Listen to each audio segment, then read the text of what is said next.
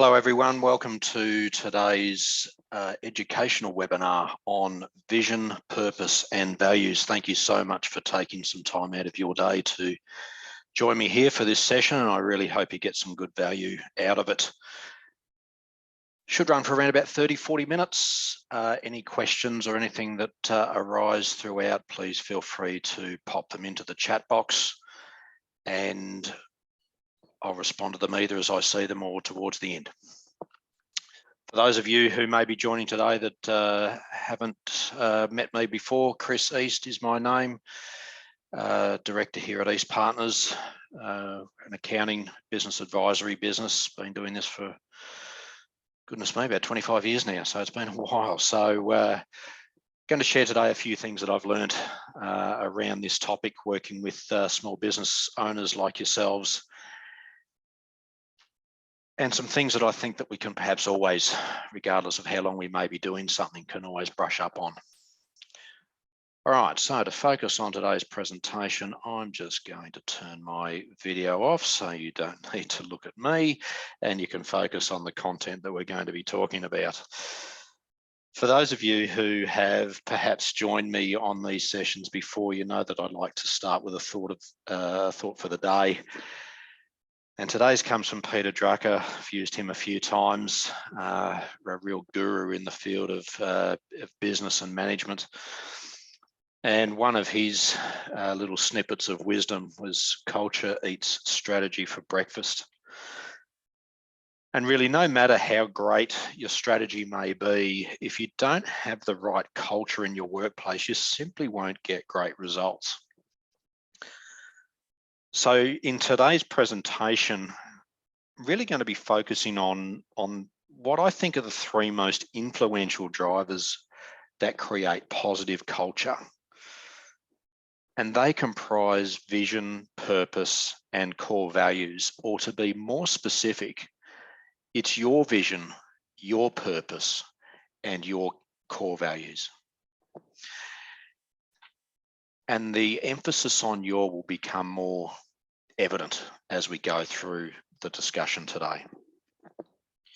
So before we get stuck in, I always throw a disclaimer on these things. What I present today is for educational purposes. It's general in nature and obviously doesn't substitute for tailored advice specific to your particular circumstances. All right, with that out of the way, let's look at what we're going to talk about. We'll quickly have an overview of the three cornerstones of culture. Then we'll do a deeper dive into how you go about developing your vision, your purpose, and core values, and how these culminate in an important business asset, which I've called it your culture card. And we'll look at that a little bit later on. So why is workplace culture so important? Studies have shown that businesses with a great culture and an engaged team significantly outperform those that don't have one. So your vision, your purpose, and your values are the three key elements of that culture. So spending time developing these, sharing them with your team, ensuring that you and your team truly believe and live into them, you're more likely to create a sense of belonging for your team, your customers, and build alignment throughout the business. Now, you can use these cornerstones as a filter for decision-making, recruitment, ensuring customers are the right fit for your business, and so forth. So let's now have a closer look at each one of these, and I'll show you how to pull them together as we go into the culture card that I spoke about to support the team buy-in. So first up in our cornerstone of culture is your vision. And according to research published in the Harvard Business Review, which evaluated tens of thousands of working people around the world, effectively enlisting the hearts and minds of your organization in a shared vision of the future differentiates leaders from non-leaders. So in short, companies without an effective strategic vision struggle to provide meaningful context for their goals, strategies, and implementation plans. So on this particular slide, we're going to talk about core ideology and envisioned future. Now, this comes from Jim Collins, who's a celebrated author, speaker, and consultant. And he developed the concept of your vision comprising your core ideology and the envisioned future. I'm going to keep tripping over that one today, I think. To break this down even further, your core ideology consists of your core purpose and your core values. It's the enduring character of your business, which is the consistent identity that transcends product or market life cycles, management fads, and individual leaders. Your envisioned future, that essentially translates your core ideology into a tangible goal. And it's made up really of a real long term. It's a 10 to 30 year, what I've called a BHAG or a big, hairy, audacious goal. Like it's the real big thing that you're striving for. And it has vivid descriptions around it. In other words, what I'm really saying here, the goal needs to be substantially big enough that you're forced to dramatically improve, or you simply won't achieve it. It should be a goal which may only have 50, maybe a 70% chance of achievement, but one which you truly believe you can achieve. It should be concise and easy to understand as well. And I'll talk a little bit about that shortly. So vivid descriptions really are essential to make the BHAG tangible. And they really need to be able to paint a picture of what it will look like to achieve this big, hairy, audacious goal.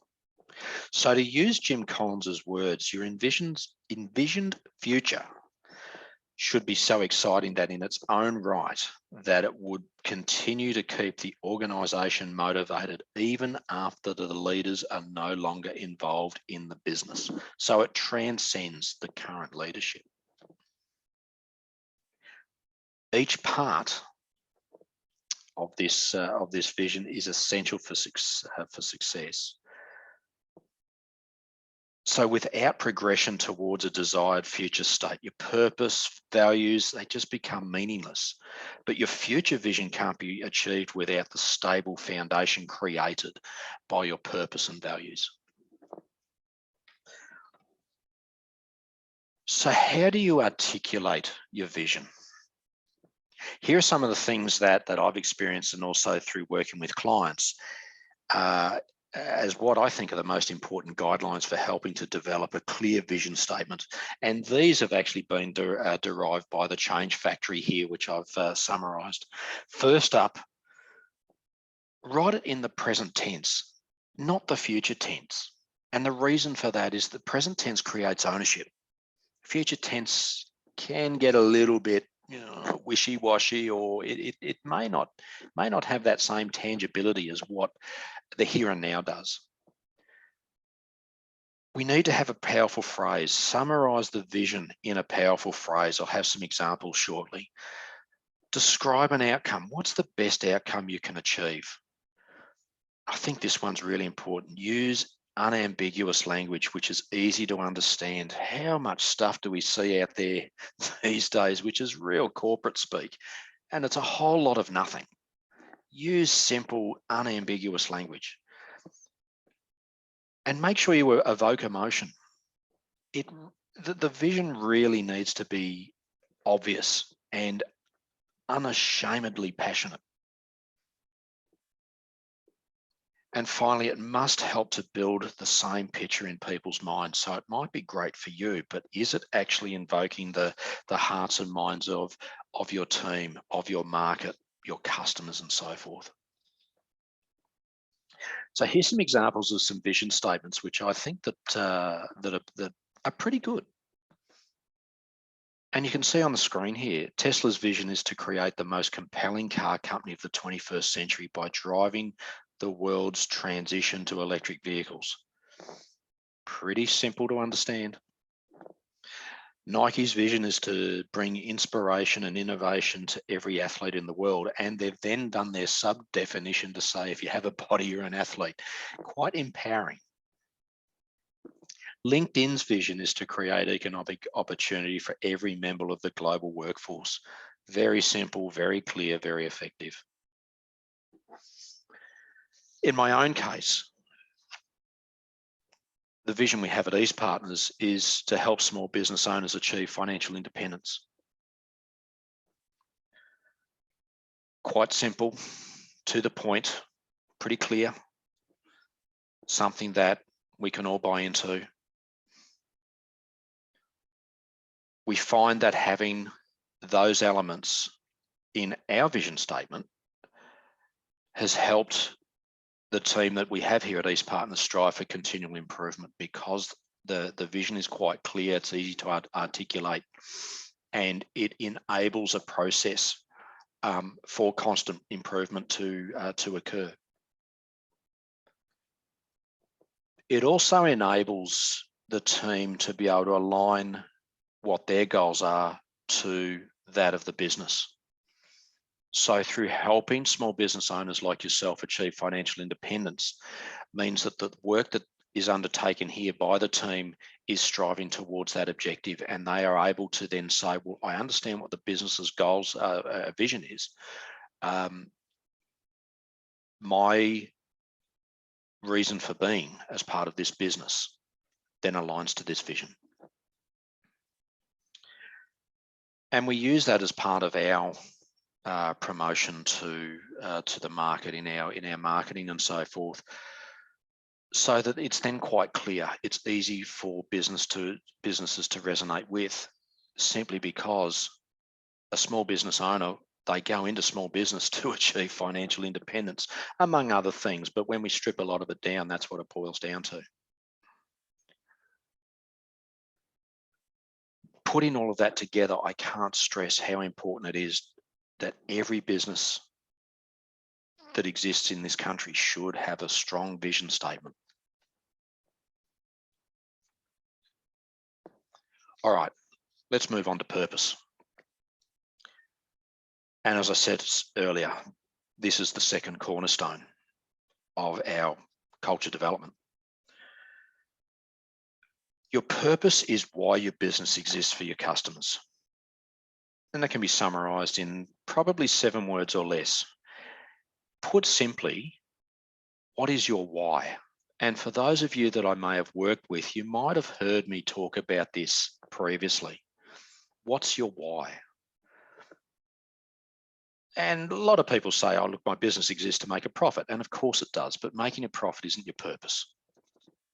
Your purpose is your reason for being, not a goal, not a business strategy. It's extremely important because, as Simon Sinek says, he's the author of Start With Why, people don't buy what you do, they buy why you do it.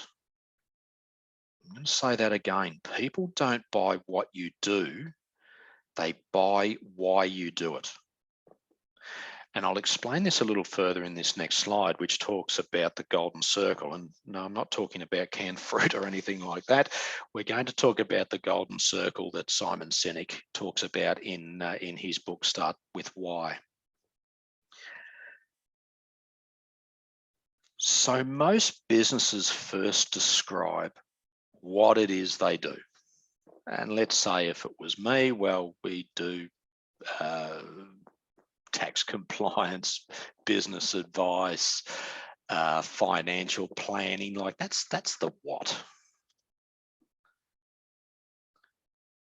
And then they follow that through with how they do it. But they often fail to talk about why the business exists for their customers. It's important to communicate from the inside out, building an emotional connection with customers, not going from the outside in, but the inside out.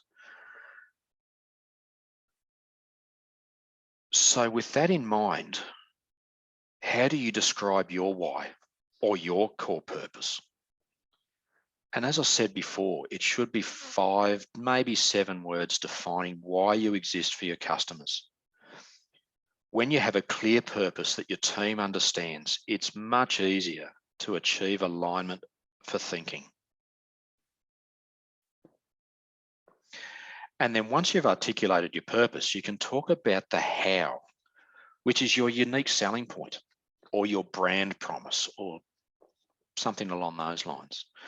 And then finally, when customers understand your why and your how, then you can discuss the what, the products or services you offer to achieve the why.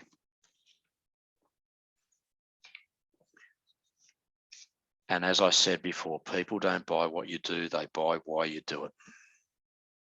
And I have Simon Sinek to thank for that. If you haven't read Start With Why, I encourage you to do it. It's an absolute beauty of a book. All right, let's have a look at the 5 characteristics of a great purpose. And according to Jim Collins, he put these together. First up, it must be inspiring to your whole team. Everyone on your team should know, or should not only know your purpose, but they should believe in it. It's not until you get that buy-in that the thing really comes to life. It needs to be valid for a long, long time. And I've said here, 100 years, it's got to transcend generations. Put simply, it has to be broad enough to capture what you do, but not specific to your products and services. So as I said, it can then be all enduring for the long term. Thirdly, it should help you consider what you could be doing, but currently aren't doing. So, but what products or services could you offer which will help you live into your purpose while staying relevant to what your customers want? It should also help you decide what you are not to do. Are your new products or service ideas relevant to your purpose? And if they're not, should you really start using them? There might even be stuff that's there now that isn't fit for purpose. So why are they being done? It doesn't reflect the purpose. And finally, it really needs to be truly authentic to your business. You can't copy someone else's purpose. You can't make one up thinking, oh, that's what customers want to hear. It's not the way it works. This really comes from you. It's something that's quite deep and embedded inside you, which therefore means that you live into the purpose. All right, so then let's give some examples of some purpose statements. In Tesla's case, it's to accelerate the world's transition to sustainable energy. Notice how their purpose doesn't actually mention vehicles. So it opens Tesla up to other opportunities in the sustainable energy environment industry. So like I said before, it's thinking of products or services that may be there or maybe aren't there. This allows for that. Netflix's purpose is really simple, and it's to entertain the world. Zoom, as we're on that Zoom today, is to make video communications frictionless and secure. You can see in all of these examples how these would be inspiring to their team, how that could be valid in 100 years' time, how it helps them think about what they could be doing, helps them decide what not to do, and above all, being truly authentic to the business.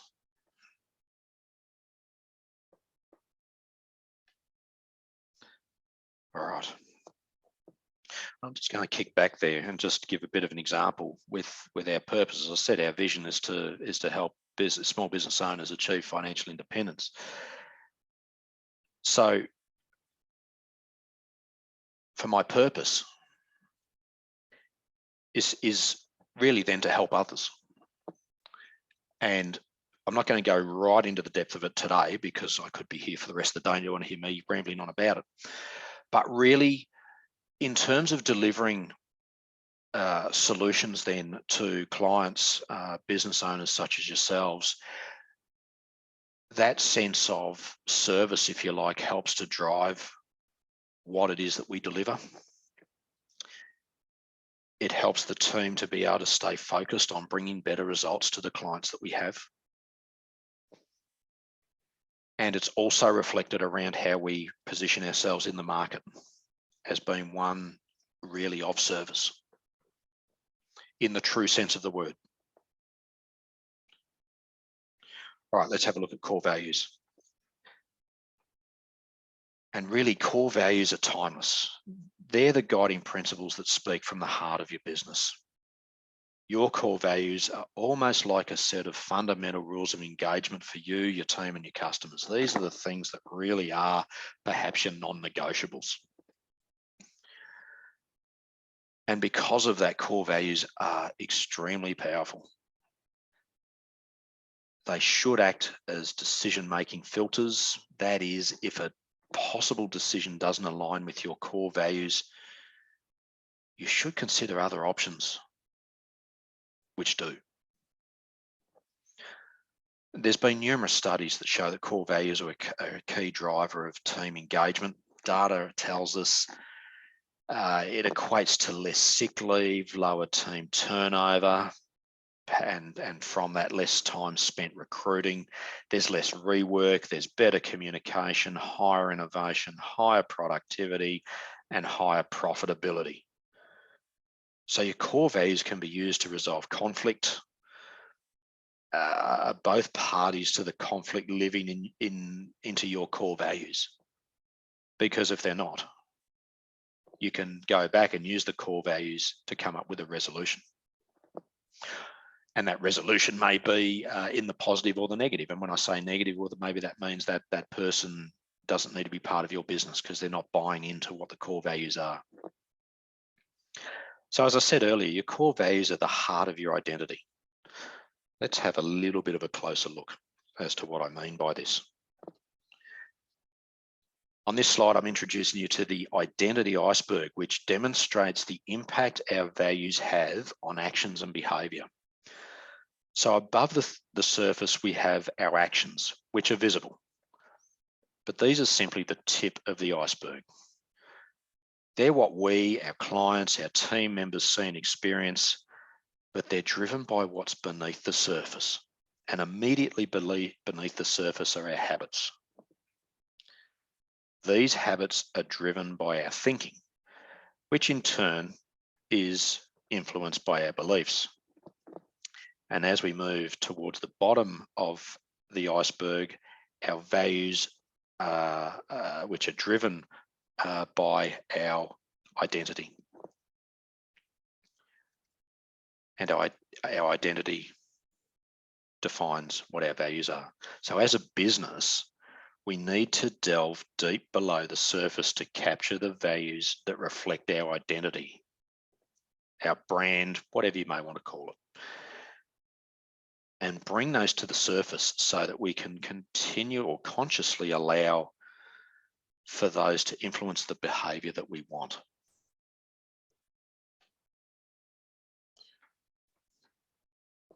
All right, let's have a look at deriving your core values. How do we go about doing this? First up, before we get first up, the main thing to really keep in mind is that each of your core values needs a clear definition that everyone understands what they mean. So clarity throughout this whole process is absolutely supreme. Here's what our recommended process would be for you to derive and to clearly define your core values. So firstly, we want to allocate uninterrupted time to this process. The time it takes is the time it takes, but we often find that it's probably a good 3 or 4 hours to really hone in, to have that real quality thinking time to be able to work through this process systematically, methodically, and make sure that everything is covered off. Using an experienced facilitator in this process is, I think so important. I did it for myself and I've done it with other clients. In any case, it ensures that everyone's point of view is heard and no one dominates the outcome. The brainstorming process identifies all potential values that may feature in our core values or their definitions, but stick to a limit of no more than 5 core values. And these should then be able to be distilled into 1 or 3 words each. Have any more than that, it just gets too messy. It gets too hard. Define each core value using no more than 10 words in their definition. Next, we want to ensure that they're relevant to you as the business owner and obviously to your team and your clients. And avoid what I've called here hygiene values, as they won't differentiate your business from your competitors. What do I mean by that?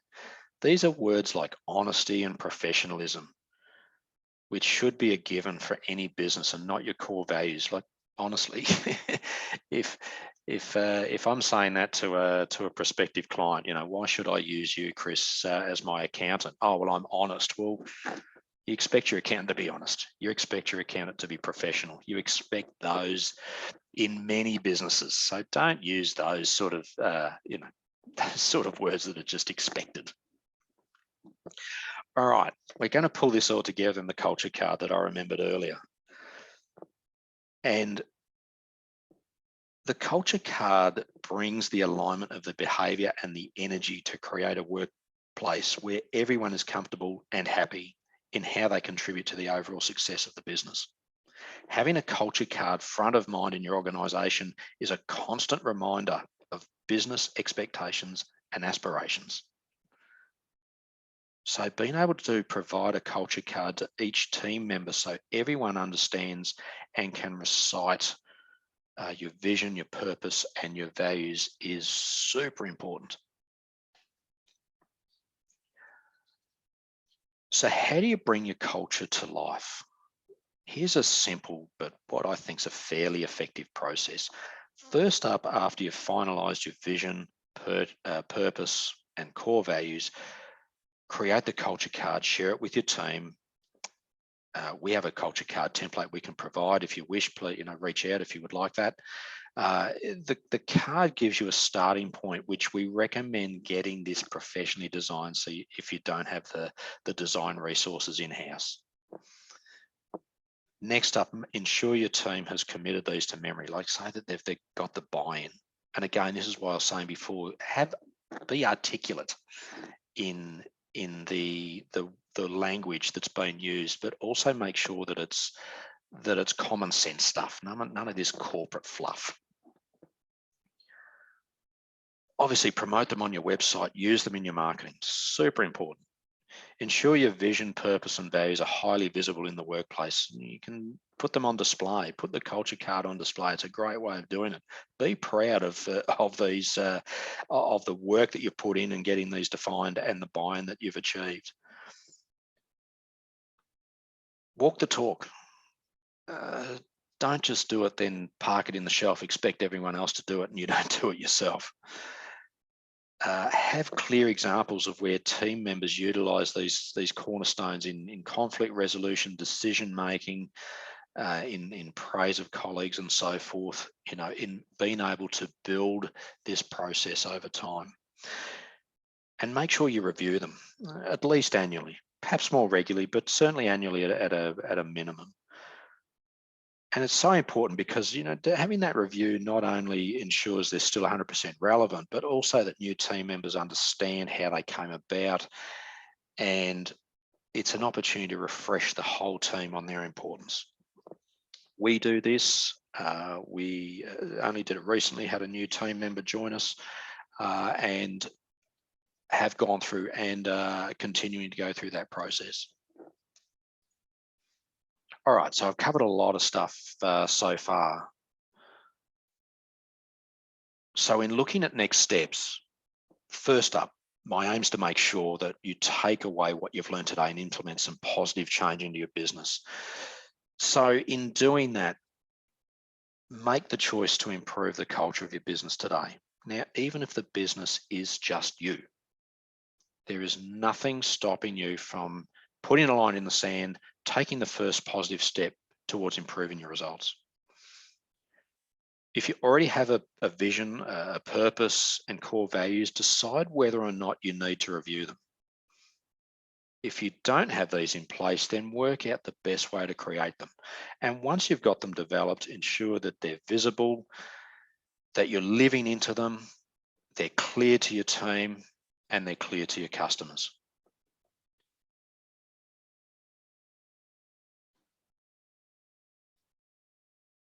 Above all, don't focus on the things that are out of your control. And of course, if you need help, put your hand up. We're here to help and we want to help. And speaking of, how can we help? Business planning is a fundamental framework for improving culture, for clarified vision, culture, and values, right through to planning and goal alignment with your team. So if you don't have a business plan, it's probably a good idea to investigate that. We provide core value development sessions with your team to develop your unique core values, so that could also be suitable. If you're not quite ready to commit to a full service, that's fine. Happy to send the Golden Circle worksheet out. If you want that, just drop me an email, and happy to get that to you. As you saw earlier, the Golden Circle steps you through each layer of clarifying your why, and to learn how to articulate it to customers, and then to position your how and your what. And of course, if you're not sure what the best way forward with your business is, complimentary meeting, absolutely. Let's sit down and have a conversation about how we may be able to help. Now, I've got no questions, so it looks like there's nothing anyone has raised specifically. If you do, you're welcome to reach out now, or you're welcome to reach out to me individually after the session today. As a parting thought, I'd like to share this quote with you, which is, leadership is the capacity to translate vision into reality. So what does that mean? What I'm saying here is that, today is the opportunity to make a simple plan. Commit to at least 3 actions that you will take from today's webinar. Write them down. Please write them down. If they're not written down, they don't exist. as I say to so many people, goals in your head, they just stay that way until they're written down. It's very hard to actually give them a life. And when we write them down, we give them an owner and a completion date. Again, brings them to life. Remember, if you need support, we are here. So I'd like to thank you for attending today's session. I hope you've got some value out of it. Again, any questions, thoughts, whatever, please reach out. Give me an email, chris@eastpartners.com.au. Go to eastpartners.com.au if you want more information or would like to engage further, make an appointment, whatever you'd like to do. Again, thank you for joining us, and I look forward to joining you next time when we run our next webinar. See you again. Ta-da.